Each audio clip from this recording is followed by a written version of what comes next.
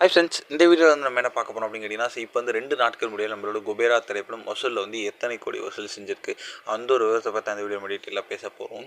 இப்போ வந்து இயக்குனர் சேகரா கமலா இயக்கத்தில் நம்மளோட முதல் முறையாக தனுஷ் நடிப்பில் வெளிவந்த திரைப்படம் தான் குபேரா. ஸோ இந்த திரைப்படத்தில் தனுஷ் கூட சேர்ந்து நாகார்ஜுனா மற்றும் அதுக்கப்புறம் வந்து ஒரு ராஷ்மிகா மந்தனா இந்த மாதிரி ஏகப்பட்ட கதாபாத்திரம் திரைப்படத்தில் ரொம்ப ரொம்ப முக்கியமான ரோலில் நடிச்சிருந்தாங்க.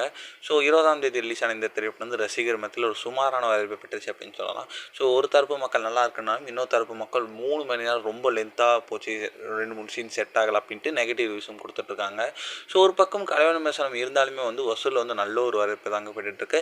இனியில் வந்து 2 நாட்கள் முன்னில் உலக அளவில் வந்து ஒரு குபேரா திரைப்படம் கிட்டத்தட்ட வந்து 55 கோடி வரைக்கும் வந்து வசூல் செஞ்சுருக்குங்க. இது வந்து நல்ல ஒரு வசூல் அப்படின்னு சொல்லலாம்.